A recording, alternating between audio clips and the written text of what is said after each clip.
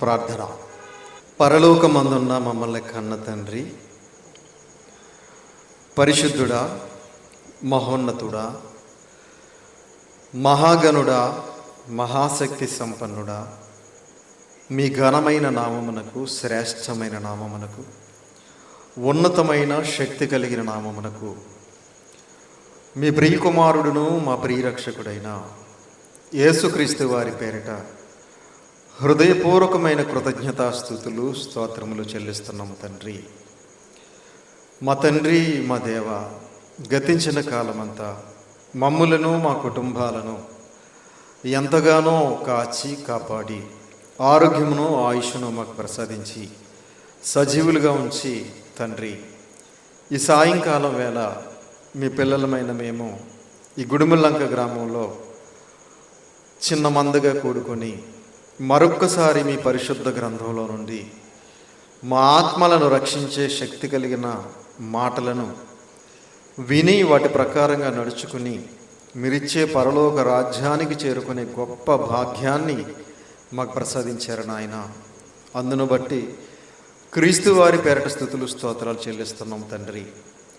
తండ్రి, మీ దాసుడునైన నేను మీ పక్షముగా నిలబడి తండ్రి కొన్ని మాటలను మీ పిల్లలకు ఉపదేశించటానికి సిద్ధపడుతూ ఉండగా చెప్పగలిగే మంచి సమయోచితమైన జ్ఞానమును మీ ఆత్మ సహాయమును నాకు అందించండి తండ్రి. వినుచున్న మీ పిల్లలకు అర్థం చేసుకునే మనసును, గ్రహించే హృదయమును దయచేయని నాయన. మీ మాటలు తండ్రి కేవలం విని విడిచిపెట్టి ఈ లోకంలో కొట్టుకుని పోయేవారుగా ఉండకుండా తండ్రి, విన్న మాటలను పట్టుదలతో పట్టుకుని తండ్రి మీ అందు భయభక్తులు కలిగి విశ్వాసం కలిగి, మీ కుమారుని యందు భయభక్తులు కలిగి విశ్వాసం కలిగి పరిశుద్ధాత్మ అన్యోన్య సహవాసం కలిగి జీవించడానికి కృప చూపించండి తండ్రి. విత్తబడుచున్న వాక్యమును తండ్రి దుష్టుడు చెత్తుకుని పోకుండా మా అందరి హృదయాలలో 30దంతులుగా, 60దంతులుగా, 100ంతులుగా ఫలించడానికి సహాయం చేయమని, కృప చూపించమని, సమస్త మహిమ, ఘనత, ప్రభావాలు మీరే పొందుకోమని మీ ప్రియకుమారుడును మా ప్రియరక్షకుడైన యేసుక్రీస్తు వారి పేరిట చిన్న ప్రార్థన అడిగి వేడుకొంచున్నాము తండ్రి.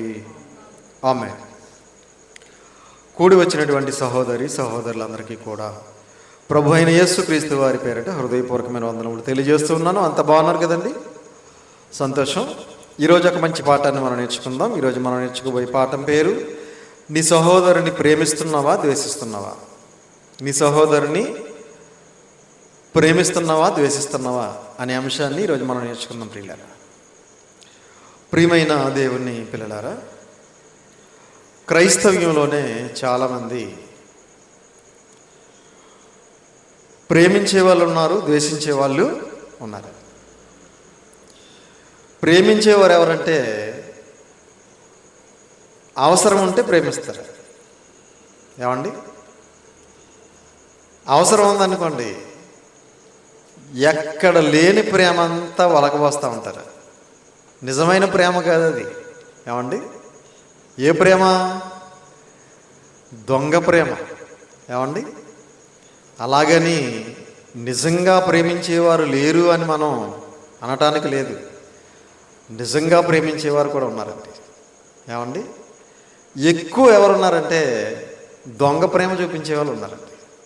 అవసరాన్ని బట్టి పెదవుల మీద బూరులు ఉండేస్తారంటారు చూసారా? అలా ఎక్కడ లేని ప్రేమ కురిపించేస్తూ ఉంటారు. అవసరం తీరిపోయిన తర్వాత కనబడినా కూడా పక్క నుంచి వెళ్ళిపోతారండి. మాట్లాడరండి, చూడలేనట్టుగా నటిస్తారండి. ఏమండి? ప్రియమైన దేవుని పిల్లలారా, ద్వేషించేవారు కూడా ఉన్నారు. ఏదైనా సందర్భంలో ఏదైనా చిన్న ఇష్యూ జరిగిందనుకోండి, దాన్ని మనసులో పెట్టుకొని వారి గురించి పనిగట్టుకుని ప్రతి ఒక్కరికి కూడా చెడుగా దుష్ప్రచారం చేస్తూ ద్వేషించేవారు కూడా క్రైస్తవ్యంలో ఉన్నారు పిల్లలు. ప్రేమించేవారు ఉన్నారు, ద్వేషించేవారు కూడా ఉన్నారు. అప్పుడప్పుడు ఏయో చిన్న మిస్టేక్స్ అనేవి జరుగుతూ ఉంటాయి కొన్ని సందర్భాల్లో, కొన్ని పరిస్థితుల్లో. వాటిని ఏం చేయాలి? మనం ఒక క్రైస్తవుడిగా, ఒక క్రైస్తవురాలుగా క్షమించేయాలి. ఏమంతే కదా? క్షమించడం మానేసి దాన్ని మనసులో పెట్టుకుని ద్వేషిస్తూ ఉంటారు. ఆ వ్యక్తి గురించి పనిగట్టుకుని దుష్ప్రచారం చేసేవారు కూడా ఉన్నారు. ప్రియమైన దేవుని పిల్లలారా, కాబట్టి మనం ఇప్పుడు ఏ జాబితాలో ఉన్నాం? ప్రేమించే వారి జాబితాలో ఉన్నామా, ద్వేషించే వారి జాబితాలో ఉన్నామా అనేది మనం ఈరోజు నేర్చుకుంటాం. ముందుగా ప్రేమించే వారి గురించి మనం బైబిల్ గ్రంథంలోకి వెళ్ళి చూడగలిగితే యోహాను గారు రాసిన మొదటి పత్రిక. ముందుగా ద్వేషించే వారి గురించి చూద్దాం, తర్వాత ప్రేమించే వారి గురించి చూద్దాం. ముందుగా ద్వేషించే వారి గురించి చూడగలిగితే యోహాను గారు రాసినటువంటి మొదటి పత్రిక 2వ అధ్యాయము 9వ వచనం జాగ్రత్తగా చూడండి. ప్రియమైన దేవుని పిల్లలారా, యోహాను గారు రాసినటువంటి మొదటి పత్రిక 2వ అధ్యాయం 9వ వచనం. వెలుగులో ఉన్నానని చెప్పుకొనుచు తన సహోదరుని ద్వేషించువాడు ఇప్పటి వరకు చీకటిలోనే ఉన్నాడు. వెలుగులో ఉన్నానని చెప్పుకొనుచు అంటే అర్థం ఏంటి? వెలుగు దేనికి సాదృశ్యం? దేవునికి సాదృశ్యం. చీకటి దేనికి సాదృశ్యం? సాతానికి సాదృశ్యం. అంతే కదా. వెలుగు దేవునికి సాదృశ్యం, చీకటి సాతానికి సాదృశ్యం. ఇప్పుడు వెలుగులో ఉన్నానని చెప్పుకొనుచు అంటే అర్థం ఏంటంటే, నేను దేవునిలో ఉన్నాను అని చెప్పుకొనుచు తన సహోదరుని ద్వేషించేవాడు ఇప్పటి వరకు సాతానులోనే ఉన్నాడు. చీకటిలో అంటే అర్థం ఏంటి? సాతానులో. ఏమండి, నేను దేవునిలోనే ఉన్నాను అని చెప్పుకుంటూ ఒకవేళ మనం ఎవరినైనా ద్వేషిస్తూ ఉంటే మనం ఎక్కడున్నాం అన్నమాట? దేవునిలో కాదు. ఏమండి, ఎక్కడున్నాం?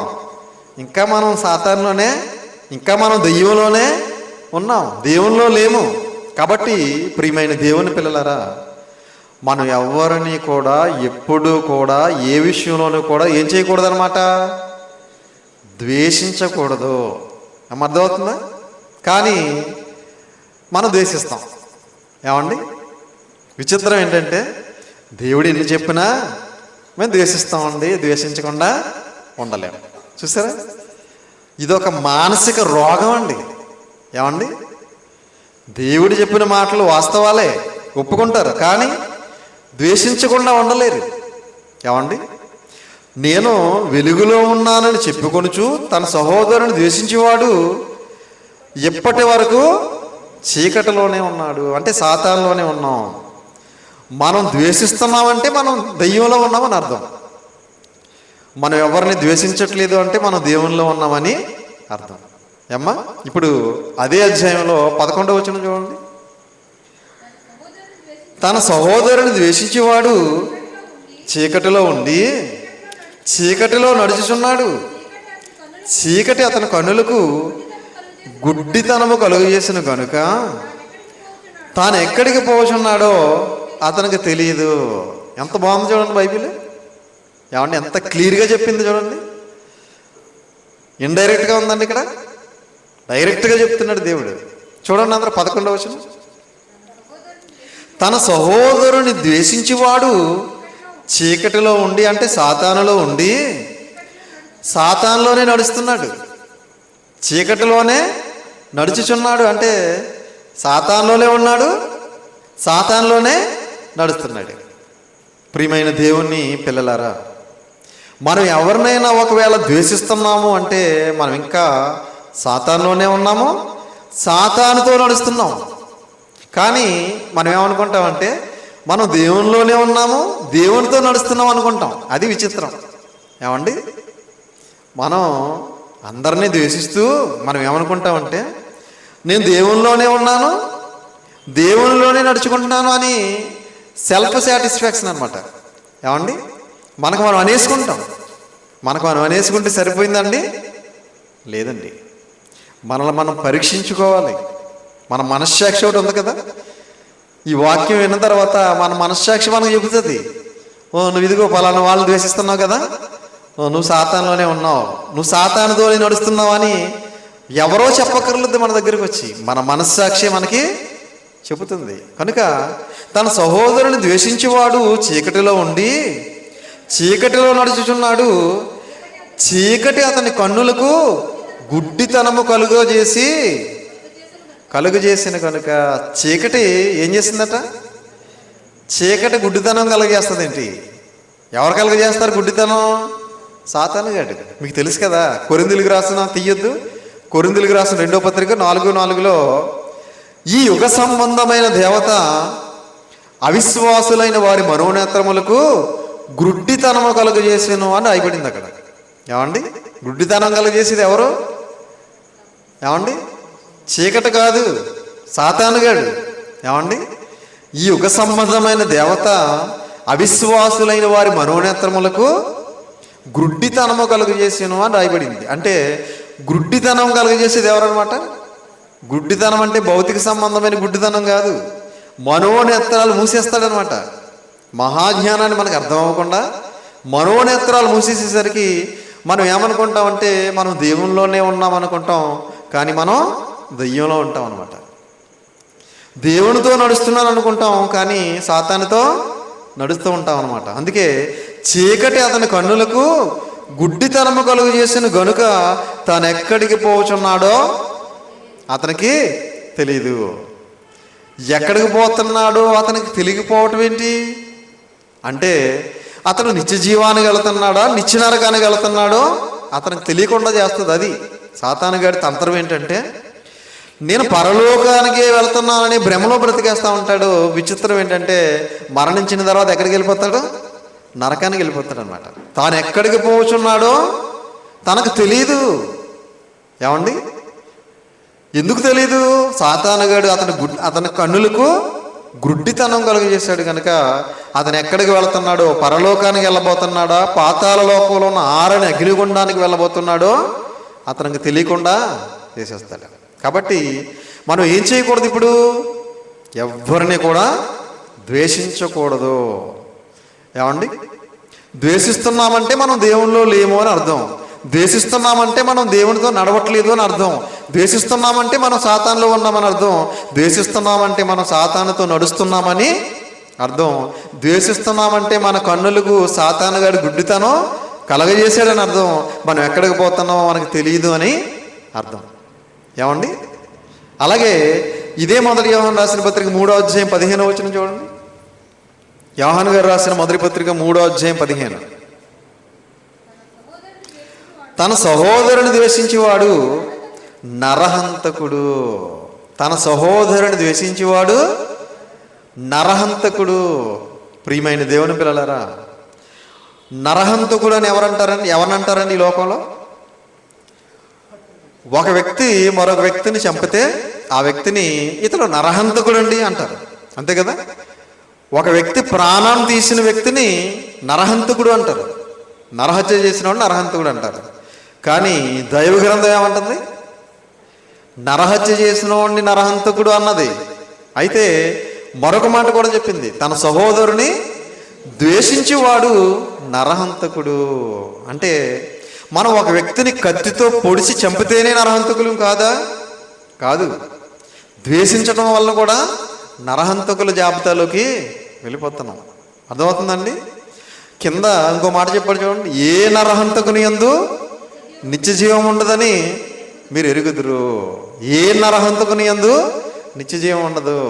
నరహంతకుడు ఎవడో కూడా నిత్య జీవానికి వెళ్ళడు అని చెప్తున్నాడు. నరహత్య చేసినోడు నిత్య జీవానికి వెళ్తాడండి? వెళ్ళడు. నరహత్య చేసినోడు ఎలాగైతే నిత్య జీవానికి వెళ్ళడో అలాగే తన సహోదరుని ద్వేషించేవాడు కూడా నరహంతకుడు అని దేవుడు చెప్పాడు కనుక వాడు కూడా ఏమవడు అనమాట? ఇప్పుడు నిత్య జీవానికి వెళ్ళడు. ఏమండి? ఇప్పుడు ఏం చేయాలి? మనం ఏం చేయకూడదు. మనం ఎవరిని కూడా ద్వేషించకూడదు, ఎవరిని కూడా దూషించకూడదు, ఎవరిని కూడా కించపరచకూడదు, ఎవరిని కూడా అవమానించకూడదు, ఎవరిని కూడా చిన్నచూపు చూడకూడదు. కాబట్టి ప్రియమైన దేవుని పిల్లలారా, మనం ఎవరినైనా సరే ద్వేషిస్తున్నామంటే మనం పరలోకాన్ని కోల్పోతాం, నిత్య జీవాన్ని కోల్పోతాం అని ఎవరు చెప్తున్నారు? నేను చెప్పట్లేదు, దేవుని వాక్యం చెబుతుంది. కాబట్టి ప్రియమైన దేవుని పిల్లలారా, మనం ఎవరిని కూడా ద్వేషించకూడదు. మరి ఏం చేయాలి? ఏం చేయాలో చూడండి. ఇదే మొదటి యోహాను రాసిన పత్రిక 2వ అధ్యాయం 10వ వచనం. యోహాను గారు రాసిన మొదటి పత్రిక 2వ అధ్యాయం 10వ వచనం. తన సహోదరుని ప్రేమించేవాడు వెలుగులో ఉన్నవాడు, అతని యందు అభ్యంతర కారణం ఏదియో లేదు. ఏమండి, అందరూ చూడాలి. 10వ వచనం. తన సహోదరుని ప్రేమించేవాడు ఎక్కడున్నాడట? వెలుగులో ఉన్నాడు. ప్రేమించేవాడు వెలుగులో ఉన్నాడు, ద్వేషించేవాడు చీకట్లో ఉన్నాడు. ఇప్పుడు మనం మన సహోదరులందరినీ ప్రేమిస్తున్నాం అనుకోండి, మనం ఎక్కడ ఉన్నట్టు? దేవునిలో ఉన్నట్టు. వెలుగు దేనికి సాదృశ్యం? దేవునికి సాదృశ్యం కదా. దేవుడు వెలుగై ఉన్నాడు అని రాయబడింది కదా. దేవుడు వెలుగై ఉన్నాడు అని రాయబడింది యోహాను రాసిన సువార్తలో. కాబట్టి మనం నిజంగా మనం సహోదరులను సోదరీమణులను మనం ప్రేమిస్తే మనం ఎక్కడున్నాము అంటే దేవునిలో ఉన్నట్టు. అతని యందు అభ్యంతర కారణం ఏదియో లేదు. నువ్వు నిజంగా సహోదరులు ప్రేమిస్తే మనం వెలుగులో ఉన్నాం, దేవుల్లో ఉన్నట్టు. మన యందు అభ్యంతర కారణం ఏది కూడా లేదు. మనల్ని అభ్యంతరపరిచే, పరలోకానికి వెళ్లకుండా చేసే కారణం ఏది కూడా లేదు అని చెప్తున్నాడు దేవుడు. కాబట్టి ప్రియమైన దేవుని పిల్లలారా, మనం ఏం చేయాలి? మనం ఈ మాటను బట్టి ప్రేమించాలి. ఎవరిని? సహోదరులను ప్రేమించాలి, సహోదరి మనల్ని ప్రేమించాలి. ఏమండి, ద్వేషించకూడదు అని ఎప్పుడు కూడా ప్రేమించాలి. ఏ ప్రేమ? దేవుడు మన పట్ల చూపిన ప్రేమ, క్రీస్తు మన పట్ల చూపించిన ఆ ప్రేమను మన సహోదరి పట్ల, మన సహోదరి మనుల పట్ల అదే ప్రేమను మనం కనపరచాలి. అందుకే ఇదే మొదటి యోహాను రాసిన పత్రిక 4వ అధ్యాయంలో 7వ వచనం చూడండి. యోహాను గారు రాసినటువంటి మొదటి పత్రిక 4వ అధ్యాయము 7వ వచనం. ప్రియులారా, మనము ఒకరినొకడు ప్రేమింతుము, ఎలయనగా ప్రేమ దేవుని మూలముగా కలుగుచున్నది. ప్రేమించి ప్రతివాడును దేవుని మూలముగా పుట్టినవాడై దేవుని ఎరుగును. ప్రియులారా, మనము ఒకరినొకడు ప్రేమింతుము. ఒకరినొకడు ఏం చేయాలి? ప్రేమించాలి. ఎలయనగా ప్రేమ దేవుని మూలముగా కలుగుచున్నది. ప్రేమ ఎలా కలుగుతుంది? దేవుని మూలముగా కలుగుచున్నది. ప్రేమించు ప్రతి వాడును దేవుని మూలముగా పుట్టినవాడై దేవుని ఎరుగును. ప్రేమించి ప్రతివాడు ఎలా పుట్టాడట? దేవుని మూలముగా పుట్టాడట. ఏమండి, ఏ పుట్టుక గురించి చెప్తున్నాడు ఇక్కడ? తల్లి గర్భంలో పుట్టిన పుట్టుక గురించి కాదు. బాప్తిసం ద్వారా మరలా మనం జన్మించాం కదా. ఏమండి, ఒకడు నీటి మూలముగాను ఆత్మ మూలముగాను జన్మించితేనే తప్ప వాడు దేవుని రాజ్యములో ప్రవేశింపలేడని మీతో నిశ్చయముగా చెప్పుచున్నాను అన్నాడు కదా యేసుక్రీస్తు వారు. ఆ జన్మ గురించి చెప్తున్నాడు అనమాట, ఆ పుట్టుక గురించి చెప్తున్నాడు అనమాట. ఏమన్నాడు? ప్రేమించి ప్రతివాడును దేవుని మూలముగా పుట్టిన వాడే దేవుని ఎరుగును. కాబట్టి దేవుని మూలంగా పుట్టినవాడు అంటే బాప్తిస్మంలో ఎవరైతే దేవుని మూలంగా జన్మించారో వాళ్ళు మాత్రమే ప్రేమించగలుగుతారు. ఏమండి, దేవుని మూలంగా బాప్తిస్మం తీసుకోలేని వారు ప్రేమించలేరు. ఏం చేస్తారు మరి? ద్వేషించుకుంటూ ఉంటారనమాట. కాబట్టి ప్రియమైన దేవుని పిల్లలారా, మనం మన సహోదరులను ఏం చేయాలన్నమాట? ప్రేమించాలి. ప్రేమించాలని ప్రేమ గురించి ఈ మొదటి యోహాను రాసిన పత్రిక అంత ప్రేమ గురించే దేవుడు తెలియజేశాడు. మీరు ఎప్పుడైనా చదివారో లేదో, ఈ మొదటి యోహాను రాసిన పత్రిక అంత దేని గురించి? ప్రేమ ప్రేమ ప్రేమ, ఎక్కువగా ప్రేమ గురించే ఈ పత్రికలో దేవుడు తెలియజేశాడు. 8వ వచనం చూడండి. దేవుడు ప్రేమ స్వరూపి, ప్రేమ లేనివాడు దేవుని ఎరుగడు. దేవుడు ప్రేమ స్వరూపి అన్నాడు. ప్రేమ లేనివాడు దేవుణ్ణి ఎరుగడు అన్నాడు.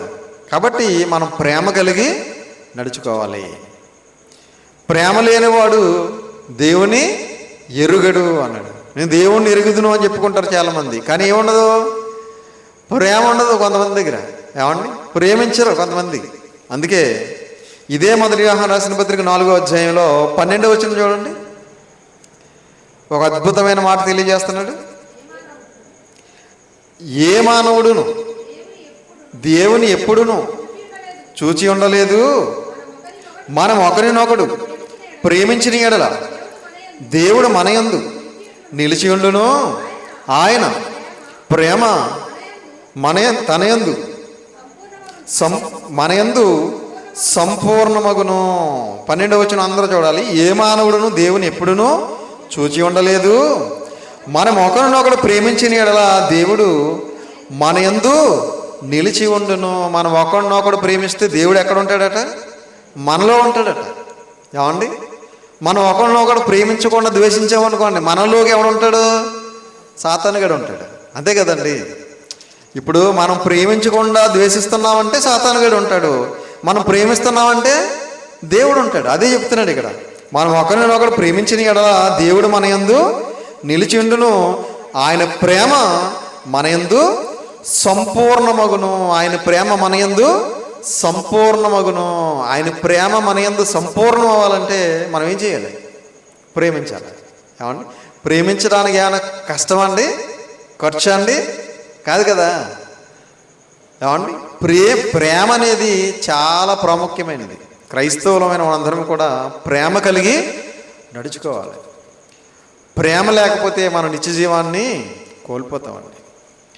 మనం ఒకరినొకరు ద్వేషించుకుంటూ బ్రతికితే మనం కోల్పోయేది ఏంటి? ఈ లోకంలో ధనం కోల్పోం మనం, ఈ లోకంలో ఆస్తులు కోల్పోం మనం, ఈ లోకంలో ఉన్న బంగారము వజ్ర వైడూర్యాలు కోల్పోం. మనం కోల్పోయేది నిత్య జీవాన్ని కోల్పోతాం, పరలోకాన్ని కోల్పోతాం. అందుకే ప్రేమ కలిగి ఉండాలి అని చెప్పి దేవుని వాక్యం సెలవిస్తుంది. అందుకే ఇదే మొదటి యోహాను రాసిన పత్రిక 4వ అధ్యాయంలోనే 19వ వచనం చూడండి, 20వ వచనం చూడండి. ఎవడైనాను నేను దేవుని ప్రేమించుచున్నానని చెప్పి తన సహోదరుని ద్వేషించిన యెడల అతడు అబద్ధికుడగును. ఏమండి, ఎవడైనాను నేను దేవుని ప్రేమించుచున్నానని చెప్పి తన సహోదరుని ద్వేషించిన యెడల అతడు అబద్ధికుడగును. సహోదరుని ప్రేమిస్తున్నాను అని చెప్పుకుంటూ ఒకవేళ ఎవరైనా ద్వేషిస్తే మనం అబద్ధికులం అయిపోతామట. అబద్ధికులు పరలోకానికి వెళ్తారండి?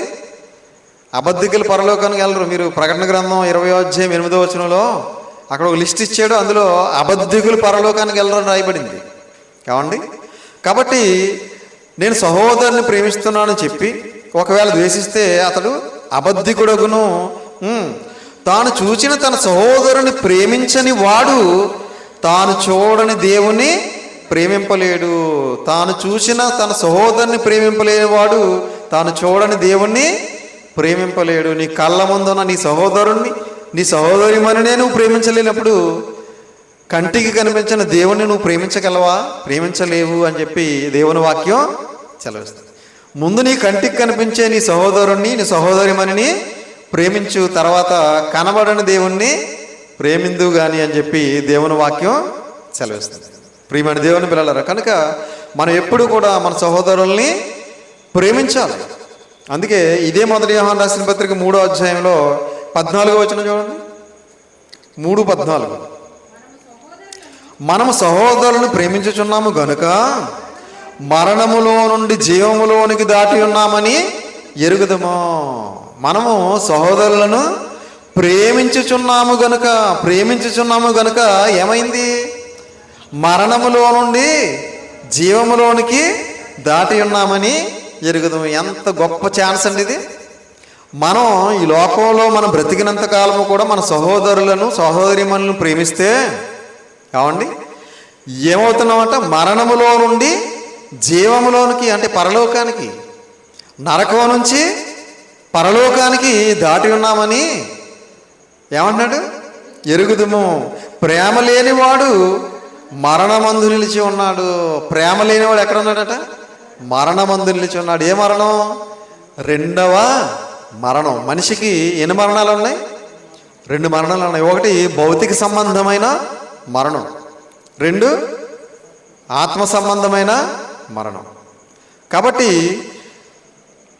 ప్రేమ లేనివాడు మరణమందు నిలిచి ఉన్నాడు. ప్రేమ లేదా? అయితే మనం ఎక్కడున్నాం? నరకానికి వెళ్ళిపోవడానికి సిద్ధంగా ఉన్నామని చెప్తున్నట్టు. కాబట్టి ప్రియమైన దేవుని పిల్లలారా, మనం ఎప్పుడు కూడా ద్వేషం అనేది మనలో ఎవరి మీద ఉండకూడదు. ఏమండి, చాలామంది వాళ్ళకి నచ్చిన వాళ్ళ మీద ప్రేమ చూపిస్తూ ఉంటారు, నచ్చిన వాళ్ళని ద్వేషిస్తూ ఉంటారు. ఏమండి, లేరండి? నచ్చిన వాళ్ళని ప్రేమిస్తారు, నచ్చిన వాళ్ళని ద్వేషిస్తూ ఉంటారు. అలా ఉండకూడదు అని దేవుని వాక్యం. అందరితో మనం ఎలా ఉండాలి? ఒకే రీతిగా ఉండాలి.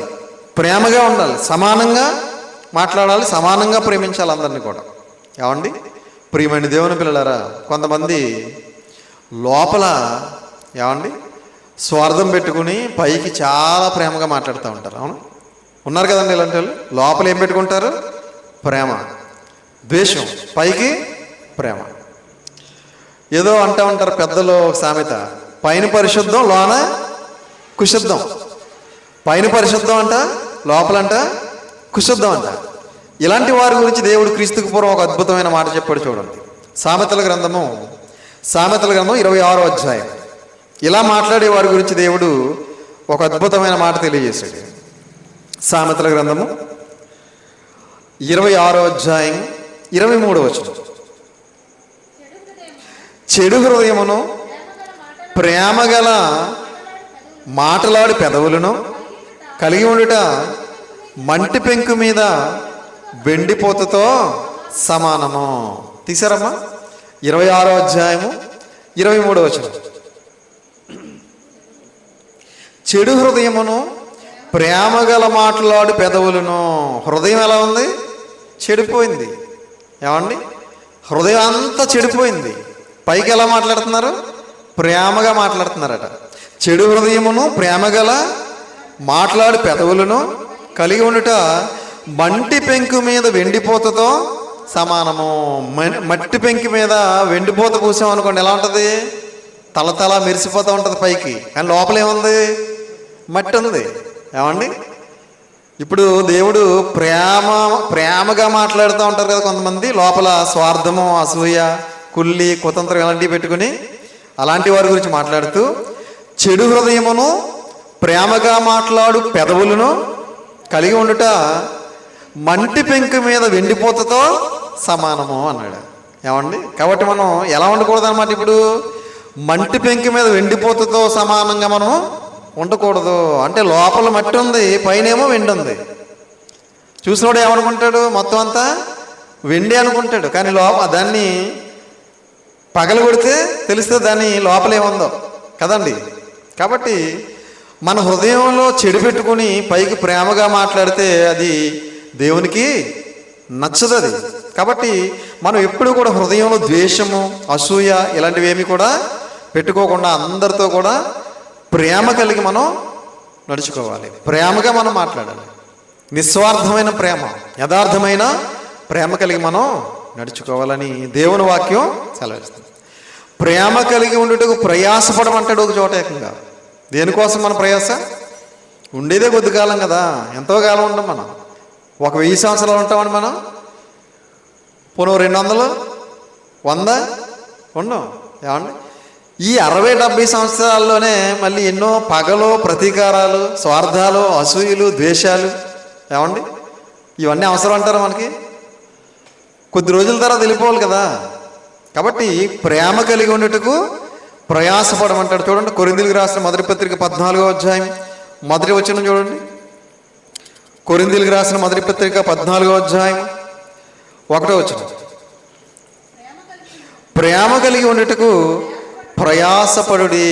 ప్రయాస దేనికోసం? ప్రేమ కలిగి ఉండడానికి ప్రయాసపడమన్నాడు. ఏమండి ఈరోజు దేనికోసం ప్రయాసపడుతున్నారు? ఈ లోకంలో ఉన్న వాటిని సంపాదించడానికి ప్రయాసపడుతున్నారు. లోకంలో ఉన్న వాటిని కూడగట్టడానికి ప్రయాసపడుతున్నాడు. లోకంలో ఉన్న వాటిని అనుభవించడానికి ప్రయాసపడుతున్నాడు. లోకంలో ఉన్న వారిని ద్వేషించడానికి ప్రయాసపడుతున్నారు. ప్రేమ కలిగి ఉండుటకు ప్రయాసపడుడి. ప్రేమ ప్రేమ ప్రేమ అనేది చాలా ప్రాముఖ్యమైనది. ఏమండి దేవుడు మన పట్ల చూపించిన ప్రేమ ఏమండి చిన్నది కాదు.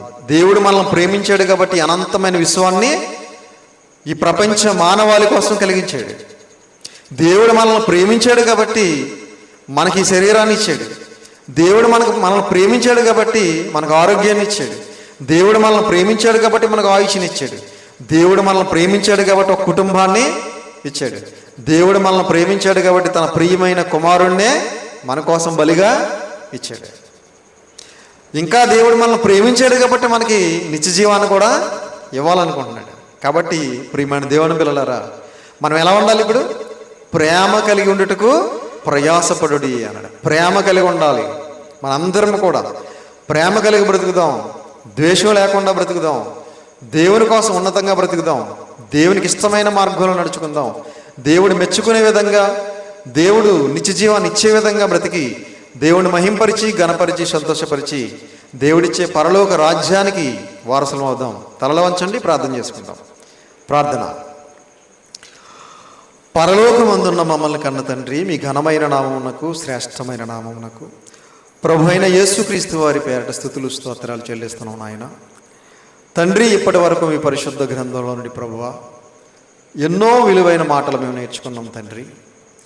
మా బ్రతుకులను బాగు చేసుకునే మాటలను, మా విశ్వాస జీవితాన్ని పెంపొందించుకునే మాటలను, మా ఆత్మీయ జీవితాన్ని అభివృద్ధి చేసుకునే మాటలను, మీరున్న పరలోక రాజ్యానికి చేరుకునే మహోన్నతమైన మాటలను మేమందరం కూడా విన్నాం తండ్రి. ప్రేమ కలిగి నడుచుకోవాలని, ప్రేమ కలిగి నడుచుకుంటే మేము వెలుగులో ఉన్నట్టు, వెలుగులో నడుచుకుంటున్నామని, ఒకవేళ మేము ప్రేమ కలిగి నడుచుకోకుండా ఒకవేళ ద్వేషిస్తూ ఉంటే గనక మేము చీకటిలో ఉన్నామని, చీకటిలోనే నడుచుకుంటున్నామని మీ పరిశుద్ధ గ్రంథం ద్వారా ఎన్నో విలువైన మాటలు మేము నేర్చుకున్నాం తండ్రి. మరిదిగో ప్రభువా, మేమందరము కూడా ఈ లోకంలో ఉన్నంతకాలము కూడా తండ్రి ప్రేమ కలిగి మేము బ్రతకటానికి సహాయం చేయండి. మా సోదరులను, సోదరిమణులను అందరినీ కూడా ప్రేమిస్తూ, ద్వేషం లేకుండా, అసూయ లేకుండా, స్వార్థం లేకుండా, కుళ్ళి కుతంత్రాలు లేకుండా, పగ పక్షపాతాలు లేకుండా మేమందరము కూడా ప్రేమ కలిగి మేము నడుచుకోవటానికి సహాయం చేయండి తండ్రి. ప్రేమ కలిగి జీవించడానికి కృప చూపించండి తండ్రి. తలల వంచి ప్రార్థన చేస్తున్న మమ్మల్ని అందరినీ కూడా జ్ఞాపకం చేసుకోండి ఆయన. మమ్మల్ని అందరినీ మీ కృపలో భద్రపరచండి ఆయన. మేమందరము చేస్తున్న పనిపాట్లలో, ప్రయాణాల్లో తోడుగా నీడగా ఉండండి. మమ్మల్ని అందరినీ కూడా పరసంబంధమైన ప్రతి ఆశీర్వాదంతో ఆశీర్వదించండి, దీవించండి తండ్రి. మేమందరము కుడికి కానీ ఎడమకు కానీ తొలగిపోకుండా నాయన మీరు ఏర్పాటు చేసిన క్రీస్తు అడుగుజాడలో నడుచుకుంటూ తండ్రి, క్రీస్తు వారిని పోలు జీవిస్తూ తండ్రి, క్రీస్తు శిలువ త్యాగాన్ని, మీ సంకల్పాన్ని అనేక మందికి ప్రకటిస్తూ మీ కుమారుడైన క్రీస్తు రాకడ కోసం సిద్ధపాటు కలిగి తండ్రి మీరు ఇచ్చే పరలోక రాజ్యానికి మేమందరం చేరుకోవడానికి సహాయం చేయండి తండ్రి. మీ చిత్తమైతే మరలా మేమందరం ఆదివారం చిన్న మందగా కూడుకుని మరొక అద్భుతమైన అంశాన్ని మీ పరిశుద్ధ గ్రంథం ద్వారా నేర్చుకుని మా విశ్వాస జీవితాన్ని పెంపొందించుకుని మీరు ఇచ్చే పరలోక రాజ్యానికి తండ్రి మీ మాటల ద్వారా బాటలు వేసుకోవటానికి సహాయం చేయమని, కృప చూపించమని, దయ చూపించమని మీ ప్రియ కుమారుడును మా ప్రియ రక్షకుడైన యేసుక్రీస్తు వారి పేరట చిన్న ప్రార్థన అడిగి వేడుకొంచున్నాము తండ్రి. ఆమేన్. అందరికీ వందనాలు.